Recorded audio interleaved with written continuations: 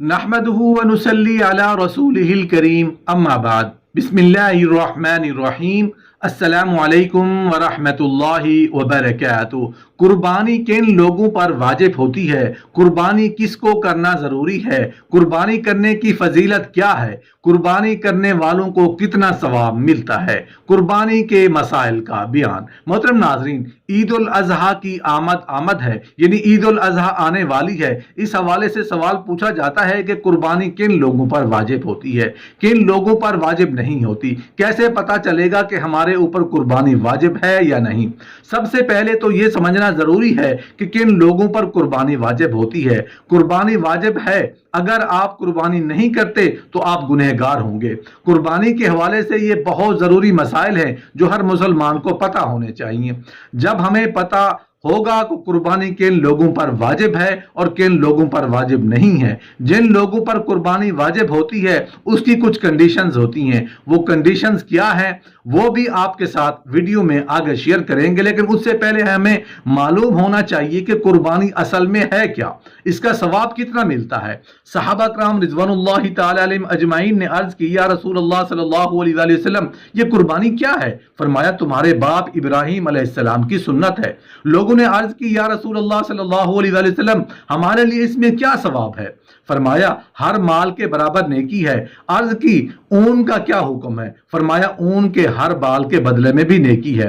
कुर्बानी एक अहम माली इबादत है। नबी करीम सल्लल्लाहु अलैहि वसल्लम ने बाद हिजरत 10 साल तक मदीना तैयबा में क़ियाम फरमाया और हर साल कुर्बानी फरमाते रहे, जिससे मालूम हुआ कि कुर्बानी सिर्फ मक्का मुआज़मा ही के लिए मखसूस नहीं बल्कि हर शख्स पर है जो साहिब निसाब हो, चाहे कहीं भी रहता हो, उस पर कुर्बानी वाजिब है। नबी करीम सल्लल्लाहु अलैहि वसल्लम ने फरमाया, जिसने खुशदिली से तलब सवाब होकर कुर्बानी की वो आतिश जहन्नम से हिजाब यानी रोक हो जाएगा। मोहतरम नाजरीन, कुर्बानी किन लोगों पर वाजिब होती है? कुर्बानी साहिब निसाब पर वाजिब होती है। साहिब निसाब किसको कहा जाता है? साहिब निसाब उसको कहा जाता है जिसके पास इतना रुपया हो, या फिर सोना हो, या फिर चांदी हो, बिजनेस का सामान हो, या जरूरत से ज्यादा सामान हो। 5 चीजें होने में से कोई भी इंसान साहिब निसाब हो जाता है। नंबर 1 सोना, नंबर 2 चांदी, नंबर 3 नकद कैश, नंबर 4 बिजनेस का सामान, नंबर 5 जरूरत से ज्यादा सामान। जरूरत से जायद वो सामान होता है जो पूरे साल आप इस्तेमाल ना करें। मिसाल के तौर पर, अगर किसी शख्स के पास 3 गाड़ियां हैं, एक गाड़ी इस्तेमाल करता है और 2 गाड़ियां साल भर खड़ी रहती हैं, तो ये जो गाड़ियां खड़ी रहती हैं ये जरूरत से ज्यादा सामान है। अगर किसी शख्स के 2-3 मकान हैं और एक मकान में रहता है और बाकी दूसरे मकान ऐसे ही पड़े हैं, तो ये जरूरत से ज्यादा है। अगर ये 5 चीजें हैं तो उन 5 चीजों को जोड़ेंगे। अगर 3 चीजें हैं तो 3 चीजों को जोड़ेंगे। अगर आपके पास कैश है, या सोना चांदी नहीं है, या उन 5 चीजों में से मिलाकर टोटल की मालियत देखेंगे, अगर सब मिलाकर इतना हो गया जो निसाब तक पहुंचता है, तो उस पर कुर्बानी वाजिब हो गई। निसाब उसको कहते हैं कि 5 चीजों में से 2 या 3 चीजें या कैश मिलाकर 52.5 तोला चांदी की कीमत बन जाए, तो आप साहिब निसाब कहलाएंगे। जो साहिब निसाब होगा उसके ऊपर कुर्बानी वाजिब हो जाएगी। अब चाहे वो मर्द हो या औरत हो, हर आकिल बालिग साहिब निसाब पर कुर्बानी वाजिब होगी। नाबालिग पर कुर्बानी वाजिब नहीं होगी। जो मजनू या जिसके पास अकल नहीं है उसके ऊपर कुर्बानी वाजिब नहीं है। गैर मुस्लिम पर कुर्बानी वाजिब नहीं है। वो आकिल यानी अक्लमंद होना चाहिए, मर्द बालिग होना चाहिए, मुसलमान होना चाहिए, साहिब निसाब होना चाहिए, तो फिर उसके ऊपर कुर्बानी वाजिब हो जाती है। साहिब निसाब कोई मर्द हो या औरत, उस पर कुर्बानी वाजिब हो जाएगी। 10 जिलहज, 11 जिलहज और 12 जिलहज, ये 3 दिन कुर्बानी के होते हैं। अगर पहले आप साहिब निसाब नहीं थे, इतनी रकम नहीं थे जिससे आप 52.5 तोला चांदी खरीद सकते, जैसे ही ईद उल अजहा के पहले दिन, दूसरे दिन या तीसरे दिन आपके पास इतनी रकम आ गई कि आप 52.5 तोला चांदी खरीद सकते हैं तो आप साहिब निसाब हो गए और आप पर कुर्बानी वाजिब हो गई। कुर्बानी के लिए कोई जरूरी नहीं है कि आप बकरा, दुम्बा या बकरी खरीदें। आपकी उतनी हैसियत नहीं है तो आप बड़े जानवर में हिस्सा ले लें।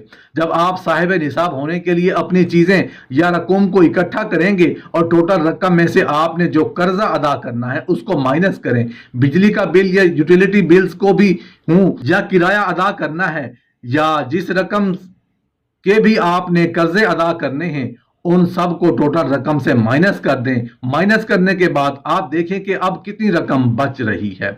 अगर वो रकम साहिब निसाब होने तक पहुंचती है तो इस सूरत में आप पर कुर्बानी वाजिब होगी। अगर वो रकम साहिब निसाब होने तक नहीं पहुंचती तो आप पर कुर्बानी वाजिब नहीं होगी। कुर्बानी करना एक इबादत है, इसका बहुत बड़ा सवाब है। रसूलुल्लाह सल्लल्लाहु अलैहि वसल्लम ने इरशाद फरमाया कि जो शख्स कुर्बानी करता है, कुर्बानी करते वक्त खून का कतरा जमीन पर नहीं गिरता लेकिन उसकी बख्शिश हो जाती है, और जितने जानवर के जिस्म पर बाल होते हैं उतने उसके दर्जात बुलंद हो जाते हैं। कुर्बानी एक बहुत ज्यादा अजीम शान इबादत है। एक हदीस का मफहूम है कि रसूलुल्लाह सल्लल्लाहु अलैहि वसल्लम ने इरशाद फरमाया, कुर्बानी के दिनों में अल्लाह ताला को कुर्बानी से ज्यादा कोई अमल भी पसंद नहीं है जितना अल्लाह जल्ल शान को कुर्बानी करना पसंद है। इसीलिए जो लोग कुर्बानी कर सकते हैं उन्हें कुर्बानी करनी चाहिए। अमूमन हमारे यहाँ अक्सर ये कहा जाता है कि इस साल अपने वालिद के लिए कुर्बानी करा दी, पहले अगले साल वालदा के लिए करा दी या बीवी के लिए करवा दी। जिस तरह से नमाज एक इबादत है जो फर्ज है, हम पढ़ते हैं, अम्मी के ऊपर फर्ज है तो अम्मी पढ़ेंगी, अगर वालिद से साहब के ऊपर फर्ज है तो वालिद साहब पढ़ेंगे। बिल्कुल ऐसा नहीं है आज मैं नमाज पढ़ लूं, कल अम्मी पढ़ें, परसों अबू पढ़ लें। इस तरह से कुर्बानी आपके ऊपर वाजिब है तो आपको करनी होगी। वालिद साहब पर वाजिब है तो वालिद साहब को करनी होगी, अम्मी के ऊपर वाजिब है तो अम्मी को करनी होगी। ऐसा भी नहीं है कि घर में 5 लोगों के ऊपर कुर्बानी वाजिब है और एक फर्द कुर्बानी करे तो ये सब की तरफ से अदा हो जाएगी, ये भी नहीं है। घर में जितने लोगों पर कुर्बानी वाजिब होगी उतने लोगों को कुर्बानी करनी होगी। अगर बीवी पर कुर्बानी वाजिब है तो शौहर बीवी की तरफ से कुर्बानी कर सकता है। आप किसी को भी अपनी कुर्बानी का वकील बना सकते हैं। जैसा कि किसी शख्स ने किसी दोस्त को हिस्से के पैसे दिए और कहा कि ये मेरी तरफ से कुर्बानी कर लेना, जब दोस्त ने आपकी तरफ से कुर्बानी कर दी तो आपकी कुर्बानी हो गई। जब तुम में से किसी को कुर्बानी करनी हो तो जिस वक्त जुल हज्जा का चांद दिखे उसके बाद उसके लिए बाल काटना और नाखून काटना दुरुस्त नहीं, क्योंकि ये हुक्म नबी करीम सल्लल्लाहु अलैहि वसल्लम से मनकूल है। इस वास्ते इस अमल को मुस्तहब करार दिया गया है कि कुर्बानी करने वाला आदमी अपने नाखून और बाल उस वक्त तक ना काटे जब तक कुर्बानी ना कर ले।